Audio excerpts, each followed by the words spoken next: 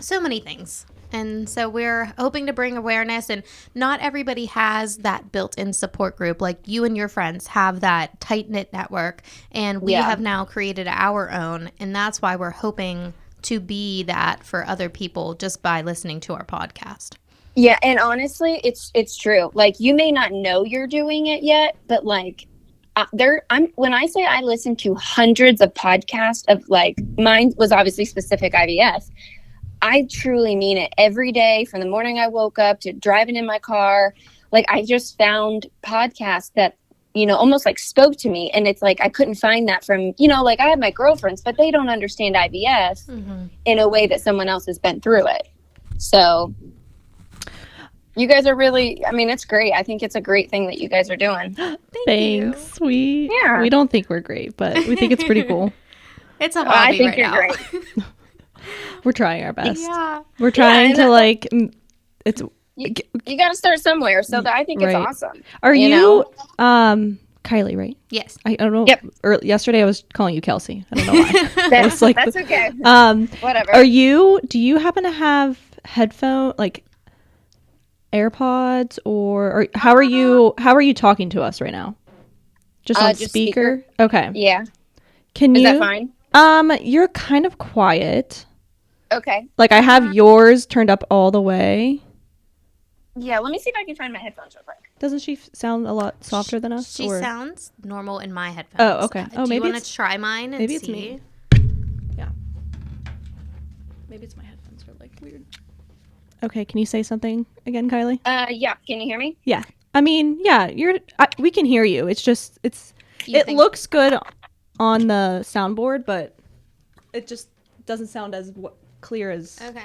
you sound to me, but obviously she's on the phone. Yeah. So. You can try the headphones if you want.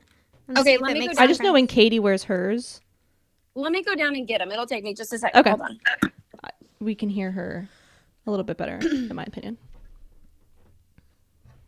You're the engineer over there. Sound engineer. I mean, it was where Craig says it needs to be. And it might just be because she's on the phone, which is fine. yeah. Let me stop. No, I'm not gonna stop the video. No, okay. You got to try this. There's these like cookie crunchies in there. It's so good. Like what? Like chocolate chips? No, it's like it was on top. It was like cookie crumbles. Oh, well, and that's now a they're no at the for me. bottom. Oh shit. She has celiac too. Oh, really? Kyleigh does. Uh-huh. That's interesting to me because I wonder if that played a part. I'm gonna ask her. Yeah. I'll wait to ask her. Yeah. When we're live, because I did. I've read when I found out it's celiac disease. That was one of the things. Infertility was not a side effect, but I guess if you don't like eat a gluten-free diet and pay attention to it, infertility is a thing. There's like cancer you can get. Like it's wow. serious. Yeah. Wow. I think was it the Trendy Bunny? Was she talking about celiac, or was that with Katie? Well, no, she was like, "Do you have real Oh yeah, like because gluten free?" yeah, 'cause she knows somebody like it, and she's like, no, it's like serious. People don't realize that. It's not just an allergy. Some people do just have a gluten allergy, but if you have celiac disease, it's like different. It attacks your body. yeah, and it can give you like a lot of other issues on the road. What am I? Am I on 4? Hello. Oh, there we go. I sound better now. Yeah, you do. I didn't turn myself up. Okay, so they're dead. Oh, that's okay. I'm sorry. I tried. It sounds like it looks like it's. Closer to my face. Hold on a second. Let me put these away. They're not gonna work. I'll just keep you cranked up. Okay, is this better because I'm closer? Oh yeah, Okay. yeah. I think that's better. So, fun fact, Kyleigh, Courtney also has celiac disease. So, Oh, really? Yeah.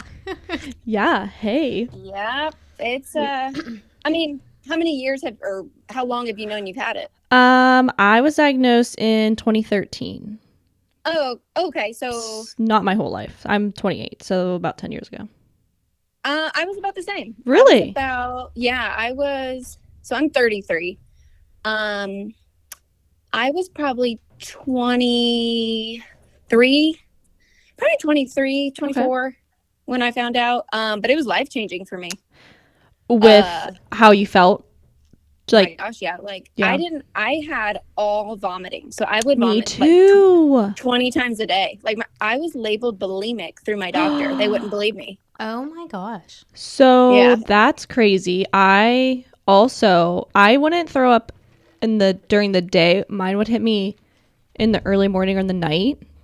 But I had it down, like I knew the exact second I was going to throw up that I could run to the bathroom and make it. Yeah. And I had It's crazy. I can still like if I know that I like cross contaminate with something, I'll know in 20 minutes and I know exactly like what how it to was. control it. Yeah. And like, it's crazy, but it's so much better when you find out and then you never eat that stuff again and it's like you're is magically life-changing. healed. Yeah. Oh yeah. Yeah. No, it definitely opens up a whole, I can't even call it a can of worms because it's more than that. Once you start looking at ingredients on everything because you have to, then you're like, wow. Yep. You learn what it hides in and like, yeah. And even like it's great, the stores offer more gluten-free options, but half the time the options are not any better, like health-wise, they're even worse. Filled with so much extra sugars and. Yeah. So. That's why everybody would think that the gluten-free diet fad was better for you. And then people would go and substitute regular pasta with gluten-free pasta. And I was always like, that's not really. You're not helping yourself at all. No. Yeah. So we have another guest today. Yeah. Kyleigh, awesome. if you want to introduce her, Sam. Yeah. So I know Kyleigh from a weird situation. So I am. You tried explaining it to me yesterday. You might need to recap again. I'm going to recap. Follow along. So get the family tree out, everybody. Write this down. How do I know Kyleigh? My husband's cousin's wife has a sister who's friends with Kyleigh. Wow. Talk about a tree. Yeah. And I met Kyleigh. What year did Lacey get married, Kyleigh? 2019? That's what I was going to say 18, but it could have been 19. No, you're probably right. It's probably 18. So 2018, I met Kyleigh one time when we went to St. Louis for a bachelorette. Which we had a blast. It was so much fun. I felt like we were the party crashers because we were coming in and we were the older girls, but we had so much fun with y'all. It was really fun. I love your friend group. They're fantastic ladies. They really are. They're awesome. We've been friends since, I don't know, some of us middle school. Some of them they've known each other since elementary school. So that's impressive that you've stayed close. Yep. As long as they you all have. live all over. Like Kyleigh, I forget what state you live in, but you don't live in the state anymore. Yep, I live in Georgia now. Close. Sam's thought Alabama, so I actually don't know the map. If that's close at all, but I feel like it should be close. Yeah, I would in my brain. So that's how I know Kyleigh. Yeah. Well, welcome, Kyleigh. Do you want to tell us a little bit about yourself and what you'll kind of be talking to us about today? Yeah, absolutely. So I'm Kyleigh, obviously, and I am from Indiana. Grew up there, went to school there, went to college there. Moved with my husband now. His name is Trevor, so we live in Georgia. We love it down here. We've been here, maybe 7-8 years now. It goes by really fast. We have a dog named Gracie, who we love and spoil very much.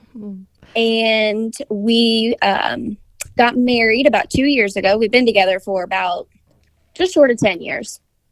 And we were trying for a baby and had a lot of difficulty. And so we ended up going through IVF. And that is what I plan on chatting about today. We're so excited. Yeah, we really appreciate you coming on to talk about a very important and, like we were just saying a little bit before, not talked about enough topic. So we appreciate it. So you are currently pregnant now. I correct? am. Congratulations. Thank you. I'm so excited. We are 16 weeks pregnant.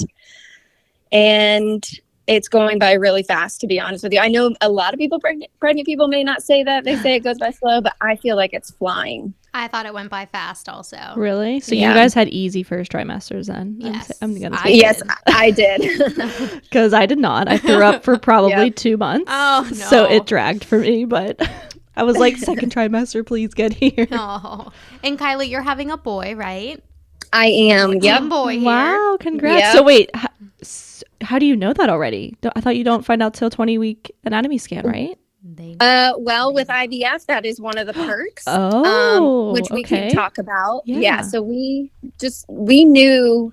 Well, we didn't find out, but we had it in an email of what we were going to have before we transferred for IVF. So even before the baby was in me, we knew what we were going to have. Now Wow.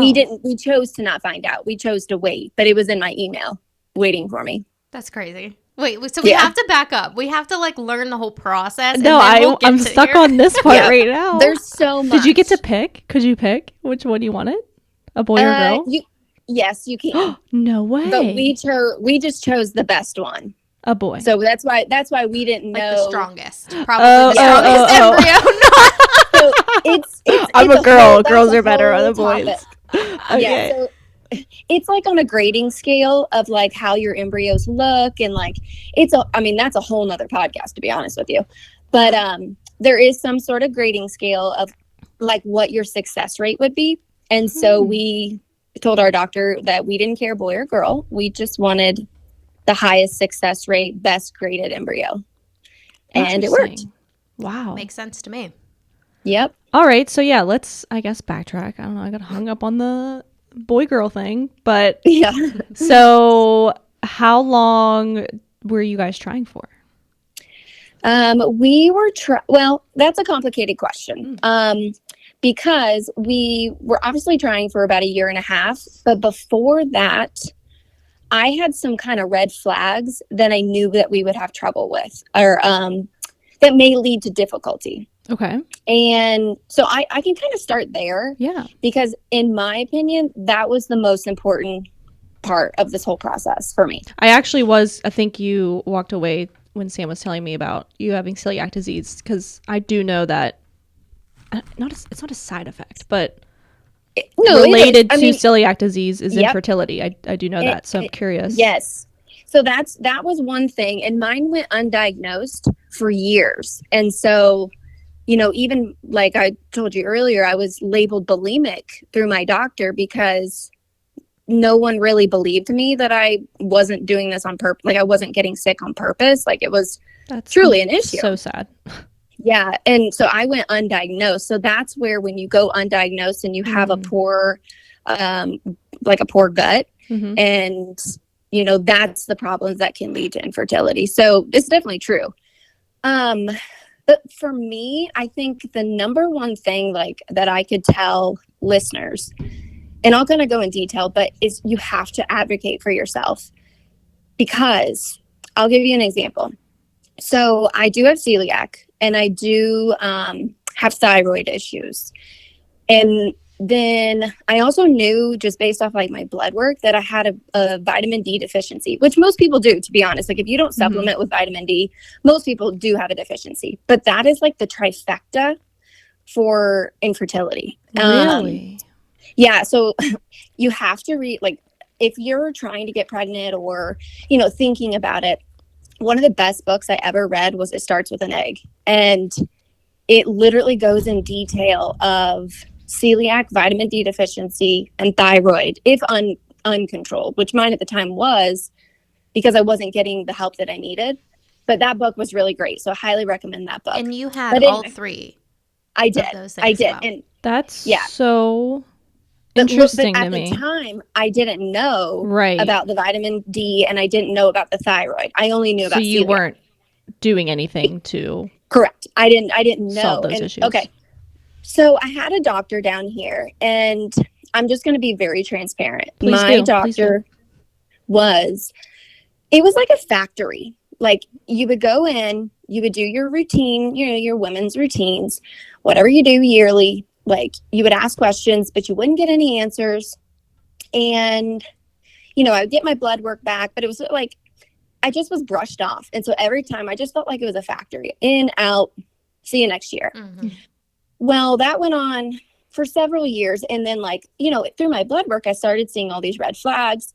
I started going to a more natural doctor who diagnosed with my thyroid. So we got that under control. You know, I started supplementing with vitamin D. I took all these things to my OB at the time, and she just kind of brushed me off again. And so, you know, and we weren't getting pregnant. You know, we had been trying for a year. And so what would she say to you for your solution? What would you do? Honestly, nothing. Like I couldn't really, like, I would talk to her and I felt like I was being annoying to her. Oh. And it's just, you know, she's older. She runs this practice, you know. It just wasn't what I needed. Maybe that works for other people. You know, everybody has different personalities, but like, I ask a lot of questions, and like, you know, I wanted to be pregnant and it just wasn't happening. So all these things that were coming back on blood work, I was like, well, could they be connected? Like at the time I didn't know. So that's when I started really diving into doing my own research and getting these books such as It Starts with an Egg. I cannot recommend that enough. To add that. Mm-hmm. It's fantastic. Mm-hmm. Yeah, it's a fantastic book. And it doesn't focus on just IVF. It does have people that, you know, it recommends certain things for people doing that, but it doesn't focus solely on IVF. So anybody trying to get pregnant or planning to, definitely read it. Okay, so anyway, fast forward a couple months go by, I do my own research and I start to figure out that all those things, the celiac, the thyroid, the vitamin D deficiency, it's all connected. And so I was just tired of going to the same doctor. So I decided to go to a new doctor who specializes in high risk pregnancies, you know, and normal. But like, I wanted someone that would maybe listen to me a little more. So I go see him in April of 2022. Yeah. And I take all my blood work to him. I take every paper, like I literally show up with a book about me. And it was like you were the doctor. Yep. Right. I mean, you had to be at that point. Yeah. I mean, because I did my own research. I would go and order my own blood test through like Quest. Wow. I didn't even know you could do that. Yeah. Yeah. I mean, it's not the cheapest way to do it. Yeah. But, you know, when you don't wanted have answers. anybody. Exactly. And so I took all my notes to him. And I've never seen this man, never met this man before. He looks at my notes and he looks at me and he says, "Can I be real with you?" And I said, "Please." He said, "You need to do IVF within 6 months or you probably won't have a baby of your own." What? I just got chills. Yep. I mean, that's the honest truth. That's the word for word what he said. Why? And what did you think in that moment? I have so many questions. Wow. So obviously I kind of knew that was coming. And you know, I got to talking to him and he actually did IVF for all of his babies as well. So he was like, it was like a match made in heaven, honestly. Like it truly was like the answers that I needed coming from someone that not only is he a doctor, but he has actual experience in a situation that I'm in. So one thing I didn't mention was, when you get your blood work done, and I'm sure you girls know, but there's something called like an AMH. I don't know if you guys know. So an AMH, don't know that. Nope.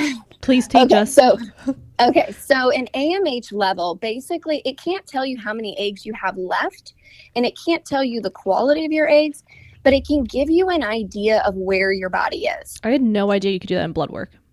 Oh, 100%. So any woman could do that at any point to find out and where she's at with her egg. 100%. Now, it's not a final statement, and it does fluctuate, but let me give you an idea of like a normal is like 1 to 4. Mine was a 0.3. Oh, wow. So he just looked by at that alone. Yep. And he looked at that, and that's a whole nother thing is, you know, that's caused by, it could be environmental factors, that can be lifestyle, that can be, you know, there's a lot of things, like my age is the number one thing. But so at many this factors, point you were 32? 32. What? Yeah. And No, 31. wow, what am I now? I'm 33, so We don't want I to keep was, track of our ages at this I point. know, Like, right? it's I was fine. 31 at the time. So, No, I was and 32. 32. final answer. Yes. And correct me if I'm wrong, but anything at 30 or above is considered geriatric pregnancy, or am I? I is think that- it's 35. 35. 35. Yeah. Oh, Yeah. okay, okay, okay. But Yeah. above 30 is like When they start to have. they kind of, Your check egg more drops. things, I think. Okay, okay, okay. Yeah. Yeah. So that kind of put it in perspective. I mean, he looked at just, the health factors I had, and then looked at that, and he was just like, this is what you have to do. And so I remember it was April 18th, and I will never forget that day because it was just a day where like everything hit me, and all the research that I had done, it was worth it. And like I made that decision to go see a different doctor because mine wasn't listening to me. And I don't think we would be where we are now if I wouldn't have changed. Mm-hmm. Yeah, if that new doctor was right, if you didn't, Yep. do it in that 6-month window. Yeah. Yep. Who Can I knows? ask you another question, Kyleigh, real quick? Please do. Is it true that doctors really will not take infertility serious until you've been trying for a year? Yes. So they recommend now. Okay. So like I said, I used to listen to a lot of podcasts, and I think that, I learned from them. And my doctor's different because he specializes in this. So he kind of agreed with this as well. But when they say trying for a year, what they mean, and this is the way, like, what I think. I'm not speaking for all doctors, but well, I'm not a doctor, but you know what I mean. You kind of It's are. You when ordered did your own you blood work. I mean, I know, right? But I'm crazy. I needed to know. But when you stopped preventing it, and that can mean like we stopped birth control before we got married, but that was us because we knew we could potentially have issues. So it's just, when did you actually stop preventing it? So like for us, it was longer than a year. We weren't purposely trying at that point, but we weren't preventing either. So the roundabout answer is still yes. Okay. But it just depends. I mean, also your age plays a difference. So if I'm going now, like if I went back for IVF now, I would need to do it. Like I don't even know if they would ask me if I've been trying for a year. It's just, this is what I want. I want a baby, and I can't get it the way, naturally. So I don't know. I think that's a tough question. Okay. I would say most of the time, yes. I've heard that too. Okay. And we, Yeah. my doula Emily, we did an episode which we're working on uploading still, but I asked her that too. So I've also heard the year thing. Yeah. I think like for my doctor now, who specializes in IVF patients, I don't know if he would say a year to most of his, he has patients that aren't IVF, but I don't know if he would feel the same way as like my first doctor, who really wouldn't give me the time of day no matter what, no matter how long it had taken. I see. Like she just didn't have the patience for it. Which is crazy from a woman. It's literally right? your Doesn't that job. blow your mind? It's like your job. Yeah. And then going to a male, and it's like, Yeah. I mean, not that it matters, but it does. It does. It's just, It did in your situation. Mhm. yeah, it made a big difference. So. All So, right. yeah. So April 18th, found out you needed to do IVF in soon. Yes. And So within that week, well, actually, my doctor gave me 2 recommendations of places he recommended here in Atlanta. I took his recommendations, and I think I had my first appointment the first week of May. And before going into that, like another thing that I think is important is, in order, like, you can't increase your AMH level like you'll never get more eggs than what you have today, right? Like we all kind of know that, like your eggs just deteriorate every time. Like you're using your eggs, some you don't, like you'll never have as many as you had yesterday. Mm-hmm. So, but with that, you can improve your egg quality. And so one thing I hadn't talked about yet was I started acupuncture 6 months prior, and that was just on my own because I'd heard that it could help. So I did that, I don't know, 6 months prior to my May appointment. Okay. And just lifestyle changes. Like I quit drinking. I do have a gluten allergy, but I would only eat real food. Like if it didn't come from the ground, and then I really didn't eat it. Like just truly real food, nothing processed. Taking vitamins. I cleaned my house with like truly all like clean products. I got rid of all the toxins. I know like that's a big thing like people talk about now, Yes. but I really do think it made a difference. Yep. I bet you it did. Exercising, but I quit overdoing it. I was one that was working out 7 days a week, probably too aggressively. I think that probably, was a factor. So, it wasn't that I just did IVF and then, let it happen. Yeah, I actually changed a lot within the last 6 months, and then going to the new doctor. So I do think that played a factor, because by the time we actually did IVF, my AMH level had improved to 0.8, Wow. which is significant. Wow. Yeah, so it just shows that if you actually take care of your body and eliminate toxins and yep, and in the fertility acupuncture, I can't speak. I literally cannot suggest that enough to someone that's going through it. Whether you're doing, I mean, I still go as just being pregnant, so it's fantastic. Tell us more about this acupuncture. Like, why does it help? How do you do it? I'm sure it's not covered under insurance, so I'm sure it's out of pocket. Not. So, like, yeah, tell us all about the stuff. For sure. So, I found, I'm sure any acupuncturist, would be great, but I have a fertility acupuncturist that's not too far from here. And basically what she did was now I can't speak in her terms because she's obviously the specialist, but the main goal was to increase the blood flow to the uterus. And, it's hard to describe, but like your blood can be like stagnant and it can kind of just stay. And so with the it's all Chinese medicine and Chinese herbs. I did those. It helps move your blood flow and increase the function of certain organs. It also eliminates stress. I mean, acupuncture has been around for hundreds of years, and there's a reason why. Like, it's I was a little skeptical at first because I'm like, I don't know about that. No, I truly think that's one of the reasons why we had a successful transfer our first time. Wow. My body was just ready because she was able to prep my ovaries, just strengthen the function and the quality of the eggs. And, it's great. You don't feel the needles. It doesn't hurt. I know that's what freaks me out about it. It's not. You can't half the time you can't feel them, and you lay there, and it's so peaceful. It's like literally going to the spa. Ooh, we like that. I love it. I want to try it. I highly recommend it. So I used to go weekly. So I went weekly for almost, I don't know if it was a total of like 9 months, and now I go monthly since I'm in my second try. Weekly for 9 months. Yep. That's dedication. Wow. Yeah, it's expensive. So yeah, again, something that's not covered. Seems like chiropractors never covered. Not typically covered. Nope. Unless you have like a deductible. You have to wait until you meet your deductible and then. But no, I pay out of pocket for the chiropractor. Yep, I pay out of pocket, but I will tell you it is 100% worth it. Yep. It's mine's about $100 a week, and it sounds crazy, but it's the best day of the week for me. Wow. Yeah. I know it's expensive and it sounds crazy, but like we're already spending so much money on IVF.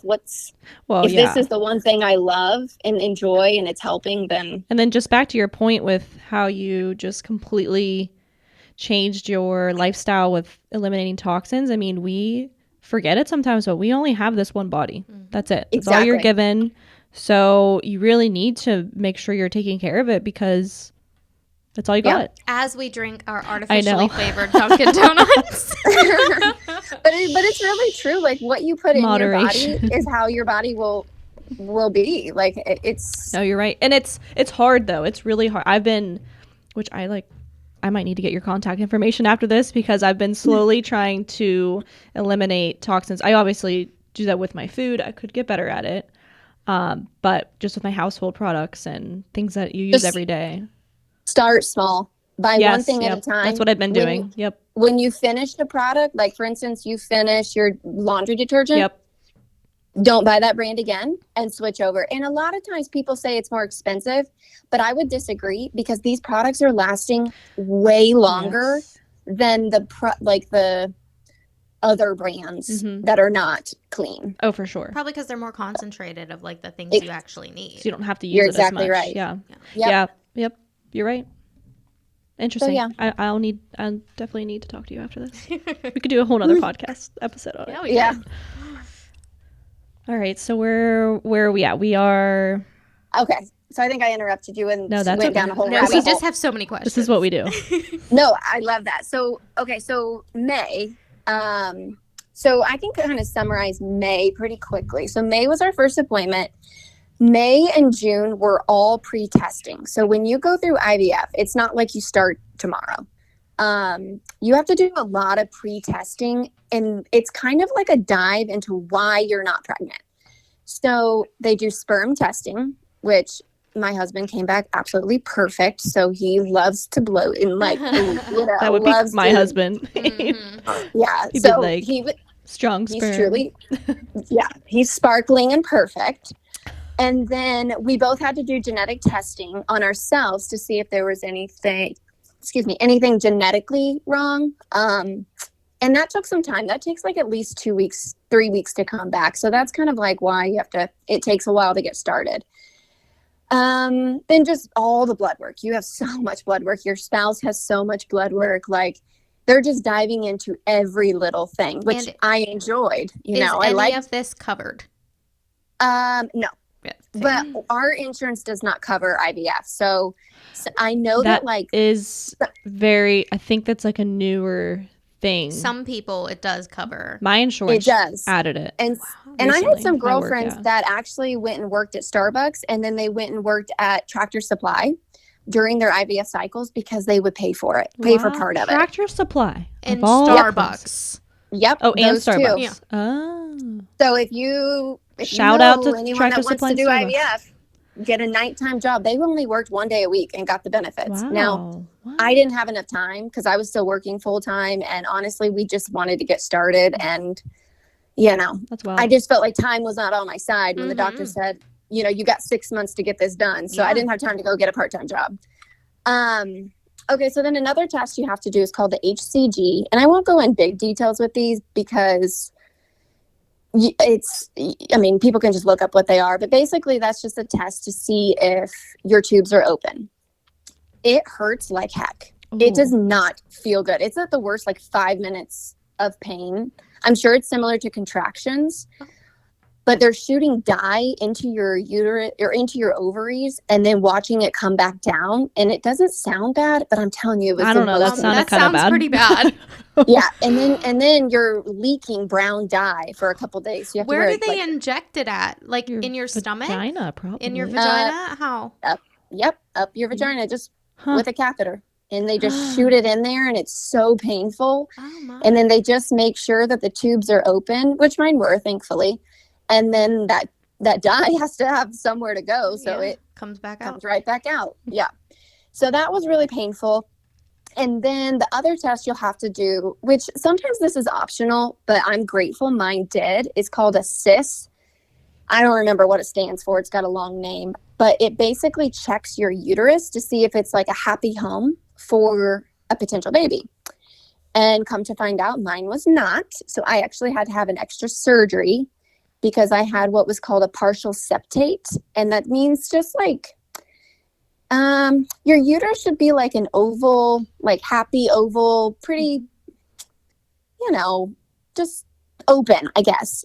But mine had like almost like it's not a mass, but it just wasn't a perfect oval. And so if a baby were to grow in there, it would run out of room faster because there's just like what looks like a mass. And I'm not a doctor, so I could really be messing up these words, but that's just what it looked like to me. Okay. And so they actually had to go in and like cut part of my uterus out and shape it.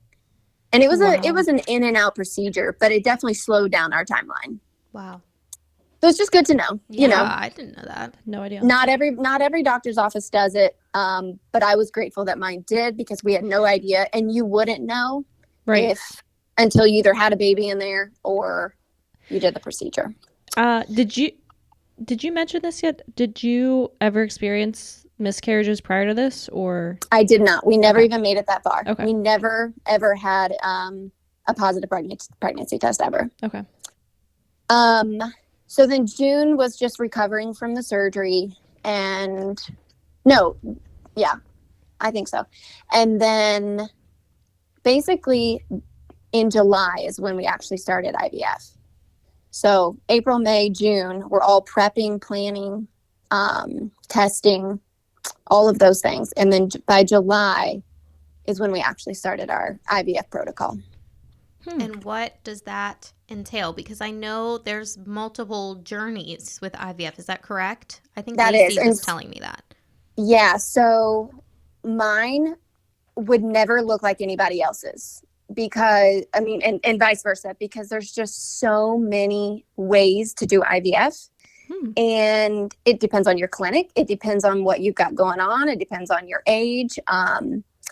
So IVF does not look the same for any two people. That's interesting. So, yeah, which I didn't know going into it. I thought it was, you know, a little bit more standard. But I actually had friends that I made throughout this process, and we would talk about our cycles, and like they were just very different. You know, obviously the same goal in mind, but you know, it's just like no body's the same. So you have to see, you know, how your body reacts to certain medications and things like that. So, which is kind of beautiful because I think modern medicine believes that everybody's body is going to do the same thing. Here, you take this to cure this, you do this to do that. And that's not Exactly. how it works. We are individualized. What works for Courtney is not going to work for me and vice versa. you spot on. You're 100%. I wish more doctors honestly realized that outside of IVF. Just it's not a Band-Aid one, you know, everything will happen great. You know, it's everybody's so individualized and everybody reacts different to different things. But the way we started was whenever you start your period, you call your doctor and you say, okay, this is my day one.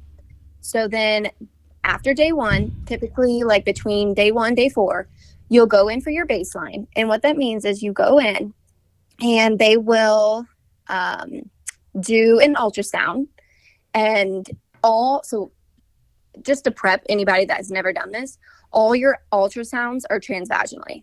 Internal, yeah. Yep. So at first I was like, whoa, okay, that's not what I thought an ultrasound was. You know, Yeah, but I had honestly, that for my first. Me too. I think 8 weeks. Yep, 8 weeks. And I had no really? idea that was even a thing. Yep, I wasn't expecting it either. They're like, take your Yeah. pants off, you know, put this. I'm Put like, the gown why? on. I'm like, why aren't we just Isn't it putting on my belly? stomach? Yeah. Exactly. And Yep. then that hurts, okay? They moved that thing So- around everywhere. Ryan was like, I'm getting a little nauseous. Oh, Craig didn't even come with me to that one. So yeah, so you'll do that, but it's a much clearer picture because what they want to see is they want to see how many follicles you're growing. So they're going to get an idea of what they're monitoring. I will say in my case, mine was very low. So like in my first round, we were only monitoring 11 follicles. In my other friend, they were monitoring like 36. Okay. Whoa. So I didn't produce a lot. And that's from the AMH. The AMH told us that I didn't have a lot of follicles per cycle. So that is something that is going to be different from everybody. You can, I've heard of women having like 50 follicles. So I only started with 11. But honestly, I took that as good news because I didn't know what was good. I didn't know what was bad. Yeah. You know, I didn't know, but I was like happy with 11. So basically what you do is you'll start your shots. I was doing 3 shots everything is timed. So I think we did the first round. Everything was at 7:45 p.m. You have to be So very specific. very specific on your timing. You know, you also, like for me, I also took estrogen pills throughout the whole cycle. Some people don't. So I did 3 shots at night. What are the shots? So what one is of them is Menopur. One of them is called Gonal F.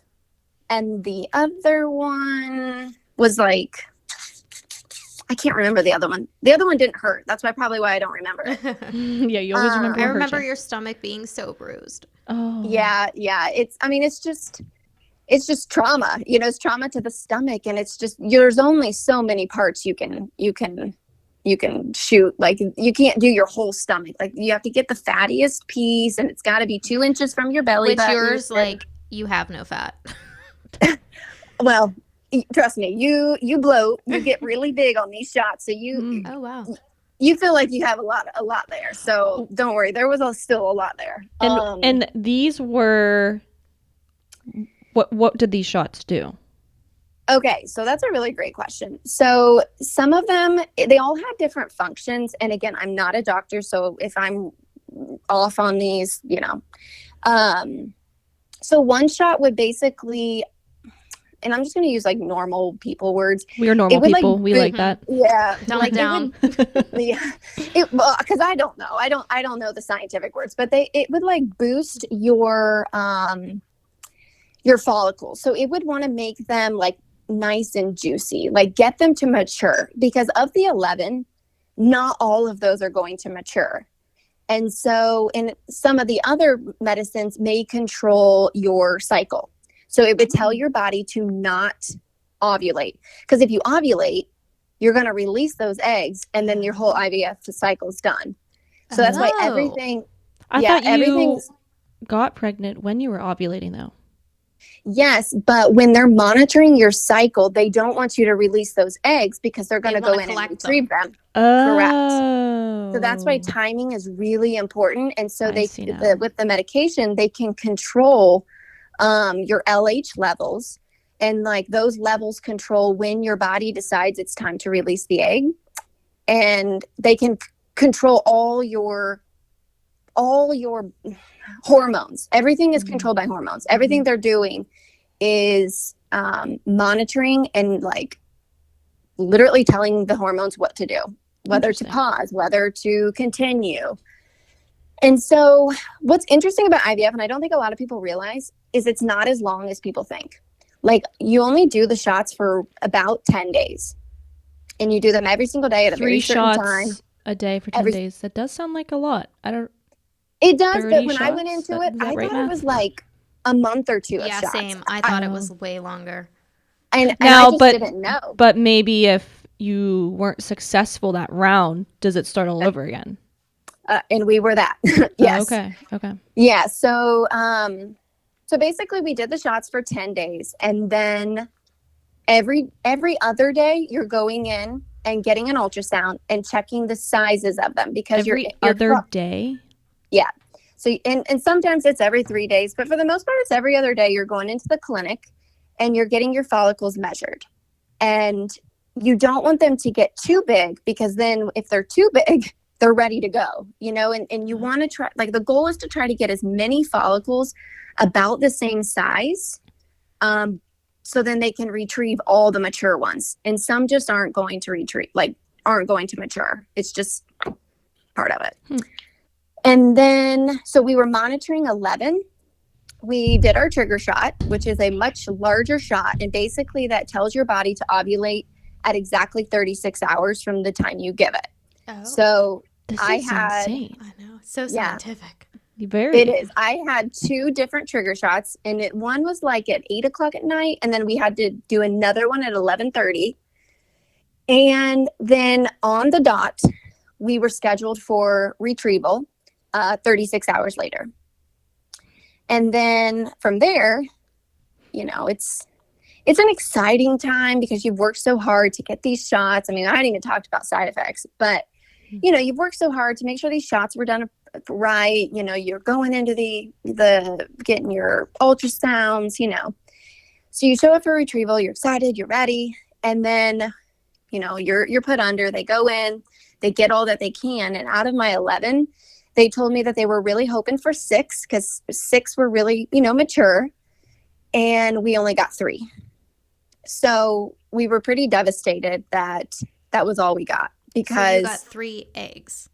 3 follicles. Yes. Follicles. 3 eggs. Is a follicle equal to an egg? Yeah, please tell me. I Normally, don't- yes. Normally. Most of the time, there's 1 egg in each follicle. Oh, okay. But I We're had. learning a lot about the female reproductive We system. are. Yeah, they think that I had some follicles with no egg in it. Which would make And that's sense if your egg levels were we so only low. got 3. Yeah. So they can't say, they don't know for sure if that's what it was, but that's kind of what they assume, is that they weren't able to get all the follicles out, and then they didn't all have an egg. And that's why we only had 3. Or they just weren't mature enough and couldn't be retrieved. So can you do anything with 3 eggs? Great question. So here's kind of how the statistics go. And this is just, I'm just going to it's kind of just rough estimates. So basically, whatever you get retrieved, only half of those will fertilize. Of those, and I'll break this all down if you guys want, but of the fertilized, only half will make it to blastocyst. And I'll talk about what that means. And then if you choose to do PGT testing, only half of those make it. Wow. So 3 was not enough to make it through all these halves. You're exactly right. Okay. So I'm also thinking too, just how insanely amazing it is that pregnancy happens. Yeah. When it can happen. You know what I mean? Like all humans these are things. miracles. What's Yeah, that? Humans are truly Yeah. miracles on Earth. You know, I have All such a these different things have to perspective. align. Yep. That's And insane. so for us, we had 3 retrieved. We had 3 fertilized, which was that's 100%. That's great. Then of our 3, we only had 2 make it to blastocyst. And then we did PGT testing. And so we only ended up with 1. However, that is still extremely great odds. And basically what that means was our egg quality was really great. And so that goes back to the acupuncture, the changing the lifestyle, all of that played a huge factor in our success rate of our embryos. So pretty quickly, tell us what blastocysts are and what that testing was. Sure. So basically the next day after your retrieval, they'll tell you how many fertilized. So that's the first step. That's pretty quick.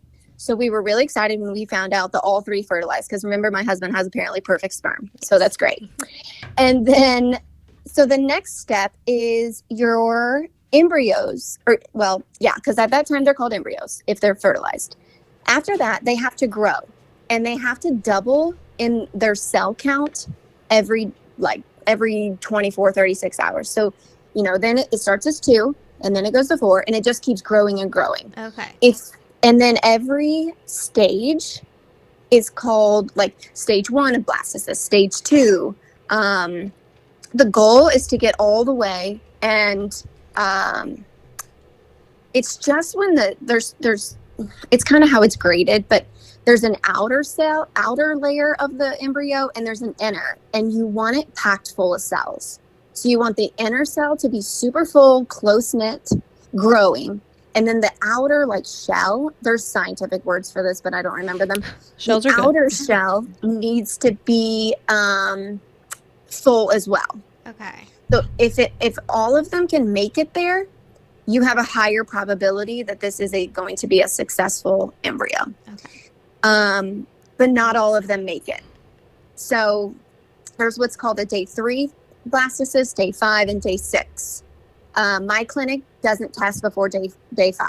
So if we had day 3s, we wouldn't know. Why was They this don't never open. taught to us? I know, right? Blastocyst? I've literally never heard that before in my life. Yeah, it's IVF is a crazy thing that, there's just so much to it, that not everything is possible to be talked about. You know what I mean? True. There's just I'm so much. learning this. Yeah. So, we only had 2 out of the 3 make it to blastocyst, and I think we had 2, one day 5 and one day 6 maybe, but your day 5 is better. So what that means is it made it to where it needs to be faster than the one that made it the next day. Oh, okay. So all day 3s, all day 5s, and I'm sure some clinics do day 4, but mine just didn't. All of those would be better than day 6 or day 7. And then the PGT testing. Okay, so that goes back to our very first conversation about boy and girl. So PGT testing is circle an here. optional thing. It is more expensive. Everything is another fee. And it is a way, and some people don't believe in it, and that's okay. We just knew that if we were going this far, we wanted to do it. And it is a test of all 23 chromosomes to make sure that they're normal. Yeah. I mean, if you're already paying this much, what's another extra to make sure it's going to be solid? Yeah. And for me, it was important because I didn't want to transfer an abnormal embryo that we didn't know was abnormal and then have a risk of it not being successful, either having chromosomal disorders or it leading to miscarriage, because most miscarriages are because your embryo was abnormal. Like that's just what it is. And that's for pregnant, normal people too, not just IVF people. Yep, I did know that actually. That's one thing I did know out of this whole conversation. Yes. So that is round 1. Okay. So how many rounds did you do? We did 2, and we had not gotten our PGT testing back before our doctor said, I want you to do a back-to-back cycle. Okay. So we knew with just having 2 blastocysts, that at the time that's all we knew, but we just assumed we would have 0 come back normal or 1 come back normal. We knew that we wanted more than 1 child, and if let's say that 1 didn't work out, we would have to start completely over anyway. Okay. So we agreed. Our retrieval was in July, the end of July, and we started round 2 of shots the first week of August. Wow. And that includes all payments again, all, baseline appointments, all blood work. We're cramming to get what people normally do in 2 weeks. We were doing it in about a week, trying to get everything ready to go. We had a different protocol, much more aggressive. We did 1 shot in the morning. Everything was time sensitive. So every single morning at 7:00, we did 1 shot. And then we did 3 more shots exactly 12 hours later. Oh, wow. At night. So it was a much more aggressive protocol, just to really try to increase our egg quality. Mm-hmm. They can't give you more eggs. So like for this round, I started with only 9. So we started with less, which was so not 9 follicles total. That's all we started with. And so that wasn't really great news, knowing that we started with 11 the time before and ended with 1. So that was a little tough, but my doctor was very positive. Mm-hmm. She said, doing back-to-back cycles can be very beneficial. She doesn't recommend it for everyone, but she said that she felt like my body could do it. So I trusted her and we did it. And so we did the 1 shot in the morning, 3 shots at night. Mind you, my husband had to train how to give me these shots because I can't do it myself. I would not have been able to. It's already enough to just know that you're getting all these shots in your stomach, with the anxiety of that. And then to have to do it yourself, I give all props to those women that do it. I give props to all you women who did it at all. Like, that is a lot. Yeah, it was a lot. It is a lot. It takes up your life. You don't really talk about anything else because it consumes so much of your life. And that's a whole nother topic of just having the support system, especially of your spouse. Like, it was rough. But in this part, I can kind of keep shorter. But we expected only 4 to 6 out of the 9. We went through the same thing. We were able to retrieve 5. So that was a plus from the time before. Retrieve 5. Fertilized 5. We had 4. He does have strong sperm. Exactly, right? He's very proud of that. And then of the 5, we had 4 make it to blastocyst, which is incredible odds. And then we had 3 normal PGT tested. So we ended up with 4 embryos on ice. Okay. But that doesn't mean you could have 4 babies, right? That does not mean we have 4 babies. That statistically, that means if you have 4 embryos, you will typically get 2 babies out of it. Okay. Statistically. Right. Because every embryo is graded differently. And so, like, for example, the one we transferred is a 4AA, and the AAs mean they measured the cells that were growing on the outer shell and the inner. So an AA is the best you can have, meaning they're very compact. And that was a day 5. So that is only a 70% chance success rate. That's about as high as you can get. Maybe a little higher if you had a 5AA, but we did not. Okay. And then my lowest was a 4BB.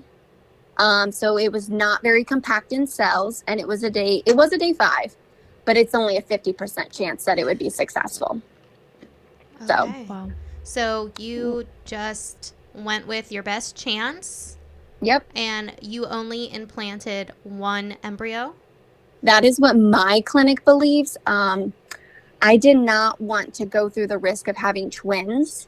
And if you do implant more than one, which was common, in other practice before, I think more now, but I guess some still do, but I just didn't want the risks because I would be more worried of more complications. Okay. So we just went with one, and it stuck. And so now we are 16 weeks pregnant. Wow. It's crazy because, like, the moment they implant it, you're pregnant. Really? That's correct. And it's actually, you're not pregnant like day one. You're actually like 3 weeks pregnant. Yeah. Yeah. Wow. That's, So it's- when Lacey told me that, I'm like, yeah, that makes sense, but I never thought of Yeah. it that way. Yeah. Yeah. Because So- your egg already right, would have taken grown.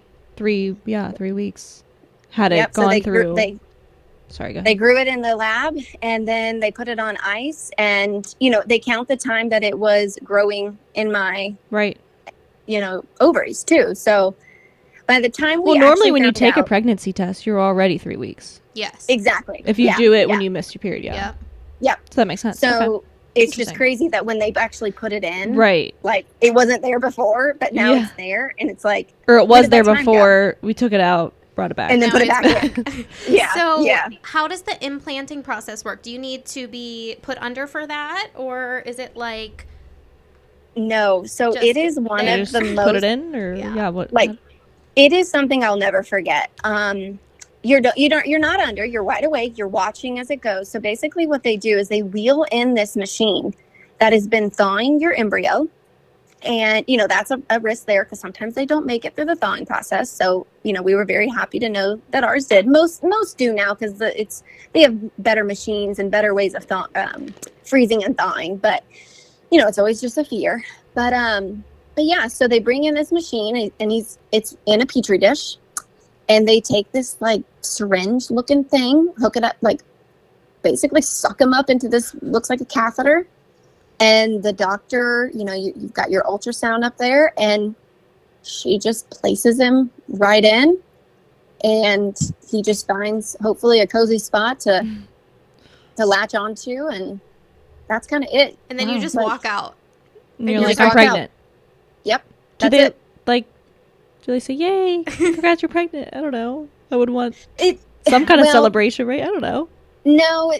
No, because you don't know if it's gonna stick. There's still a chance, but I guess. Yeah, it's not. Okay. I mean, like, it's exciting for us, but like, it doesn't mean you're pregnant. So yes, it's super exciting. We loved it. We were so, they just tell you to go relax for 2 days.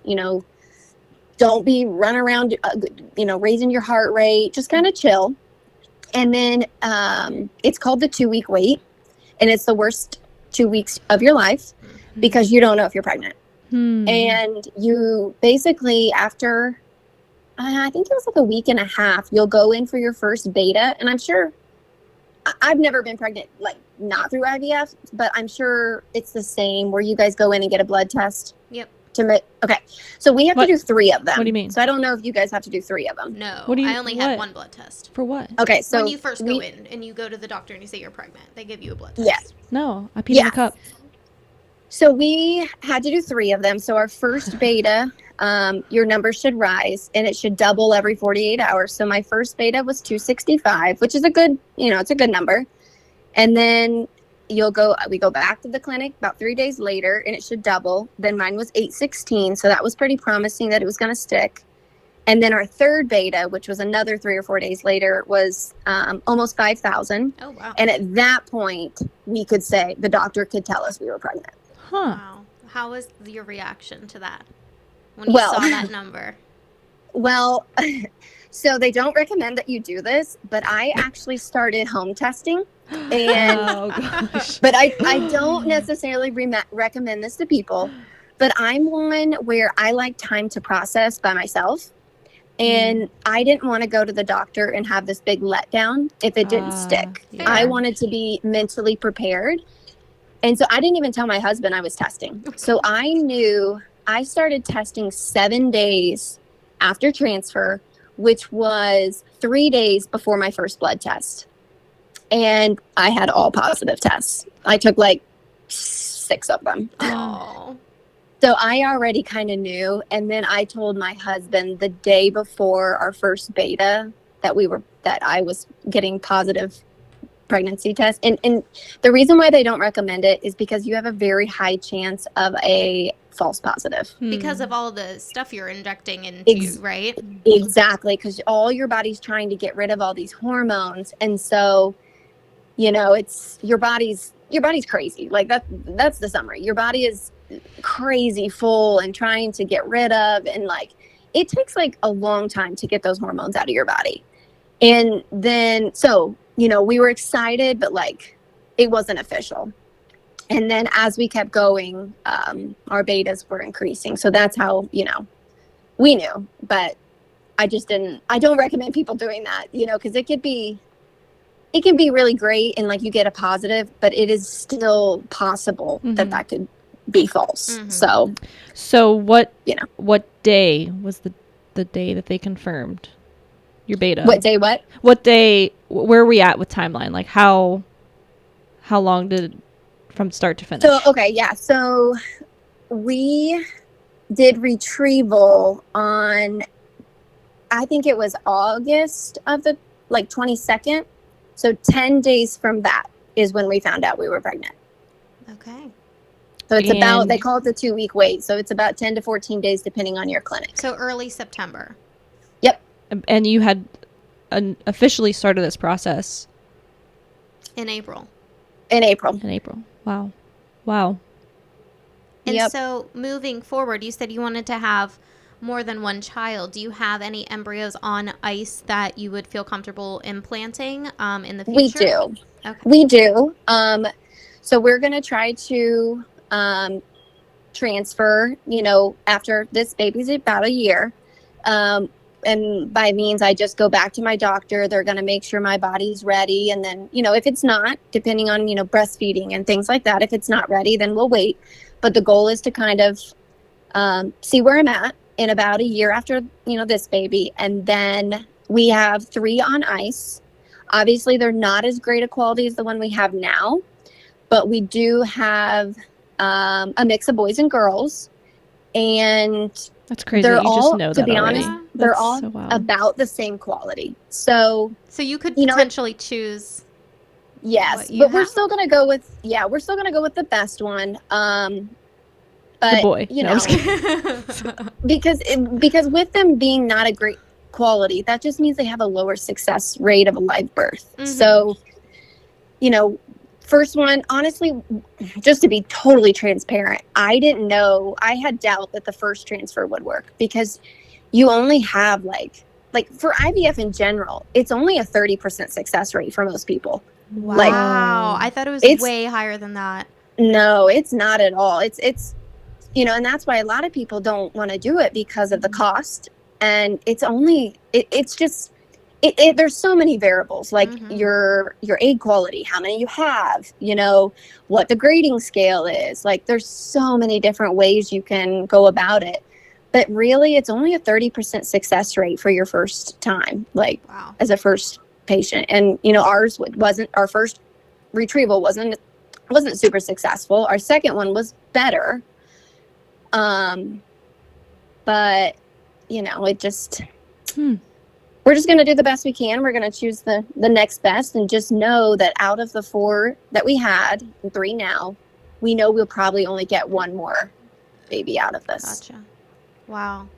No, I hope for more, but I have to keep realistic expectations. Absolutely. Wow. This is incredible. I feel like I learned so much. You're a wealth of information too. You really got to know the whole process and understand how the body works. And I'm sure that carried It's a lot of stress also. it does. And the one thing I would really I think for me the most important thing, like if I could tell somebody that's going through it, like, or getting ready to, is you are going to have the extreme highs and the extreme lows That's parenting. of emotions. Yeah. Like it's unreal. And the moment you get excited that you have all your embryos fertilized, you're going to get the next call that only a couple made it to blastocyst. So it's like you're high, you're excited, and then it's like reality sets back in, and it's just like, so the one thing I would just say is like, take truly one day at a time and keep realistic expectations, and never, ever, ever compare your cycle to someone else's, because it is so, so different. Wow. That's good advice, I think. And just like you said at the beginning, being an advocate for yourself and making sure that if you're not getting the proper assistance or information from a doctor, that you have the power to take it into your own hands. I think you're so brave and truly amazing for knowing what you wanted. Seriously, for knowing what you wanted and knowing that you weren't getting answers that you needed, and just taking it into your own hands, literally, because ordering your own blood tests. Not many women, like not many people would have done that. I don't know. I just think a lot of people don't know, like, and I didn't know until I started just doing research and getting, like, I realized I wasn't getting the answers I needed from, the provider I had. So I was like, well, where am I going to get these answers? How am I going to figure this out? And it's tough. And, for people that are there now, I get it. And I didn't want to try, for 2, 3, 4 more years and just hope. And that's what my doctor said. Like, my doctor said, the new one, he said, look, could you probably do this on your own? Yes. But what if you don't? As in get pregnant on your own? Yep. And he was like, what if it doesn't happen? And he was like, your chances of really having your own baby, because he was worried that my AMH level would be so low that I would probably just need a donor egg. And that's hard, when I would like to have my own. So it's like, I was desperate. I would do anything. So I was like, you say IVF? I said, okay, sign me up. Let's go, And I think you mentioned this at the beginning before we really got into the conversation. What was the statistic of? Yeah, so they say IVF is only like 30% successful. No. You were mentioning it in your friend group. How many of you... Yeah, they say that 1 in 4 that's it, people struggle with infertility. That's and then, like, a lot. It is a lot, but I was telling earlier that I have a group, there's 4 of us, and all 4 of us have struggled in some way with infertility. And I think that just kind of shows that, and then we all have our individual stories and they're different, but we all struggle in a way where there's probably the number's probably higher than 1 in 4. Like, I'd be curious to know. A lot of people just don't talk about it. Yeah. I'd be curious to know, in comparison over the years, how that's looked. Like, how do they keep that record? 1 in 4. Yeah, I felt. And I felt when we got pregnant, I started hearing more about more women who were struggling to get pregnant. And I wasn't sure if it was because I was just in that stage of my life, or if it just seems like it's happening more now than it maybe ever used to. I don't know. Or maybe we're talking about it more. I don't know. What is it? Yeah. And I think that's, a good question. But I also think a lot of it has to do with environmental factors. Yep. That's exactly all was my point. Yeah. That, like even our parents, when our parents were conceiving, like, it's different. Our world is very, very different. And the amount of toxins and the amount of just everything, like, I think one of the biggest things changes is just, the eating real food and not eating all this, like, processed food Yes. and, you know, as simple as like not using plastic. Like I don't use plastic at all. Me either. Because Glass of all. Tupperware. Well, I am drinking Dunkin' Duncan Donuts again out of a strikes plastic. again. But you're limiting Yeah. your exposure, and that's Right. the It's important all part. about- We yep. can't be perfect. Like we truly cannot be perfect. We and don't live in lot a of world things that can't be avoided. Yeah. Yeah. Yeah. Well, that was also something I wanted to comment on too with celiac disease. And everybody, I know with me, everybody would always say, well, why can nobody eat gluten now all of a sudden? And I just want to be like, well, I don't think we ever really were supposed to. If you think back long ago, we ate what was, like Kylie's talking about, what was grown out of the ground, you know, Yeah. what we weren't processing for mass production Exactly. back even, I don't know, what, 50, I don't know, maybe more than 50 years Yeah, ago, like but corn 100 years ago is not corn today. correct. And 100%. everything is related to that. All the Grains added are hormones produced that are different. being pumped into chickens and things, maybe we shouldn't be Yeah, having that, you know? It's Exactly. And like hard even to going know. to the grocery stores, like if you look at the sizes of even the fruit today, Yep.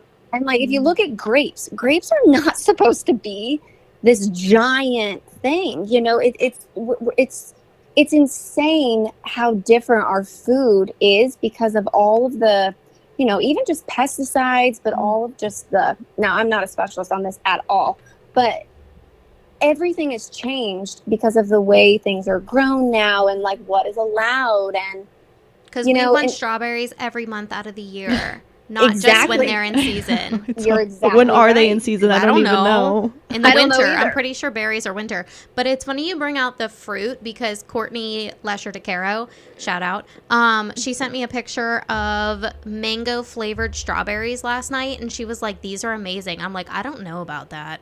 I don't Like, feel I like don't strawberries think are supposed to natural. taste like mangoes. I'm like, strawberries are not supposed to taste like mangoes. They're Mangoes supposed taste to- like Exactly. mangoes. Strawberries taste and like they were like a really white or the colored cotton strawberry- candy Yes. grapes. Artificial. And like all those things are like fun and great, Yeah. but you got to think They like scare what are they me. doing to that food to get it to do that? Yeah. You know, like it's not natural anymore. And like I think it's I playing a don't know. part in a lot of things with our bodies. And I agree. So in my opinion, like what I did was I was just motivated to get this baby and I would do anything. I was truly desperate. Like there's no question. And so I just ate truly real food and limiting the exposures to the best that I can. You know, no one's perfect.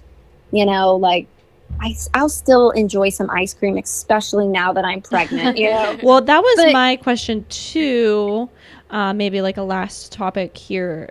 What is there anything with your pregnancy that you have to monitor or look out for, or do extra because of IVF? Or that's a really great question. Yeah. So I'm really not the greatest to compare to because I've never had a normal pregnancy. So Fair, I don't fair. know anything different.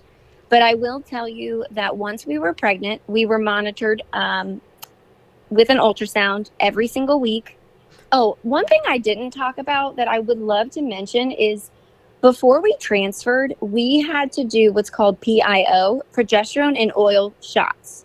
So we had to, and I really want to talk about this because this is something that I struggled to find a lot of research on from people that really did this. So we had to have shots every single morning from 6 days prior to transfer until 10 weeks. So it is an oil shot that goes in your butt and it hurts like heck. But it has So- progesterone, and that is like the magic of pregnancy Yes. is progesterone. Yeah, so that's one thing that's different about an IVF pregnancy is your body doesn't know necessarily to make that because it didn't happen naturally, I guess is the best way I can say it. So we have to have progesterone shots every single day until you're 10 weeks pregnant. So it's it's like 60 some days. And you said it hurt. Oh god. And on top of the other rounds of IVF I've already been doing, you know, so those really hurt. So on top of those, we would have our weekly weekly ultrasound appointments to monitor, to make sure the baby was growing, to make sure, you know, the sac and all the things of a normal pregnancy, making sure it's there. And then I stay with my clinic until I was 10 weeks.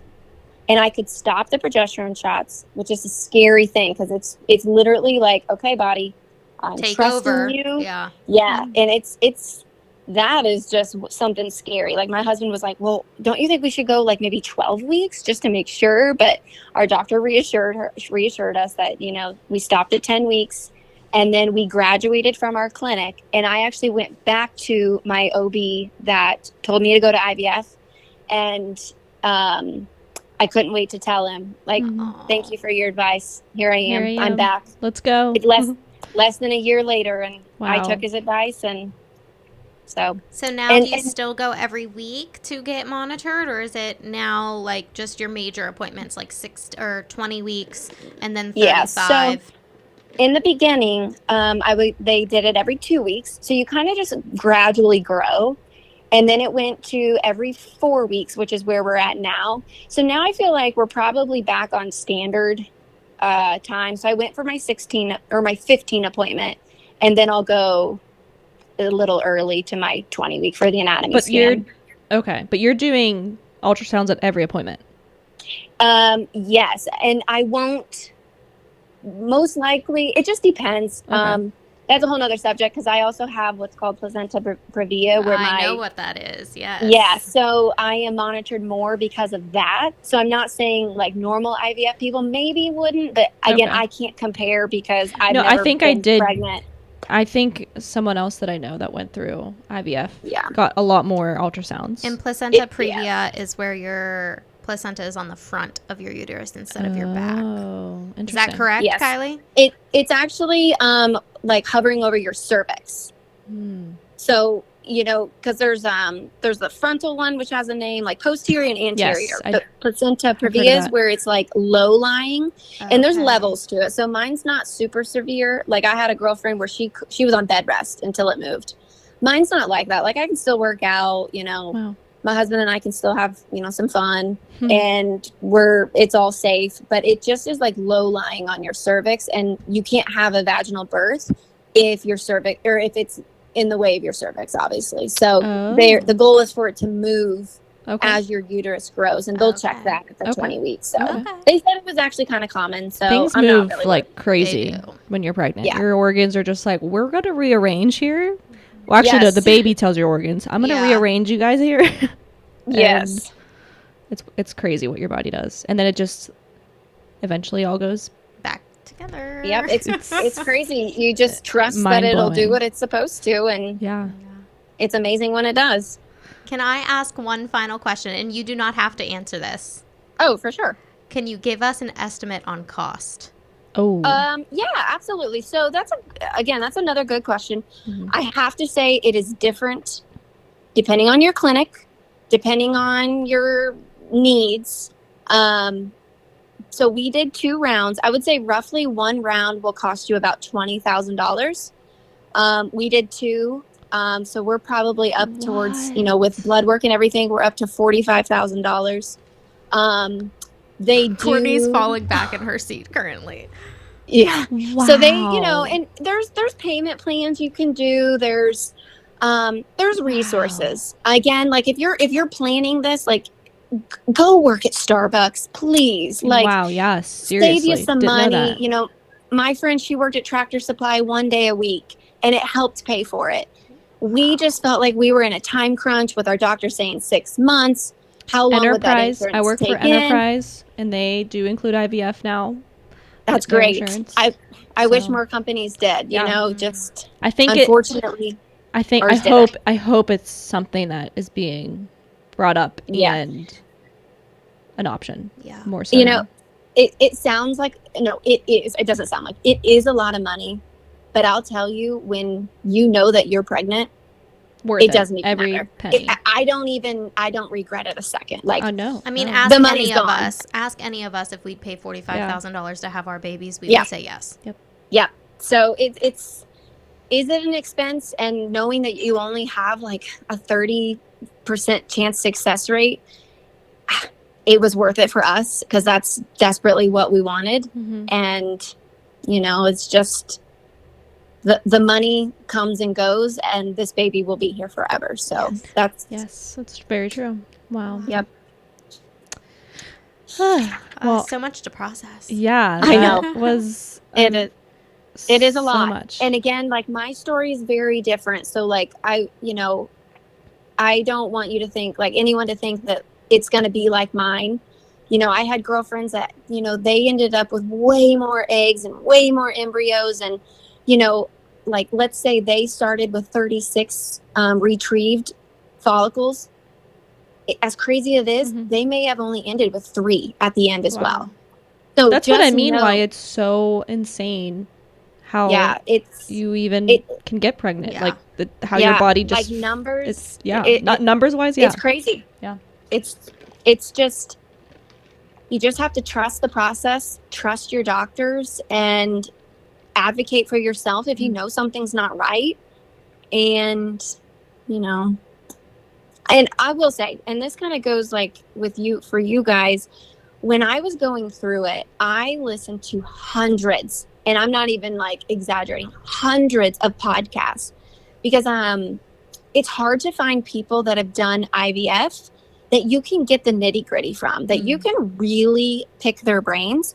So I would just listen to all kinds of podcasts. So, thanks to you guys, especially just for having me on, which, I'm not an expert by any means. I'm just sharing what I went through. Yeah. But I know how much it helped me listening to other people's stories and giving me some, like, a sense of faith and hope. And, it's just encouraging to know that you're not the only one going through it. So I do appreciate you guys giving me the opportunity to share my story in hopes that, I can help somebody else that's going through it and know that, like, you can do it. It's tough. It's hard.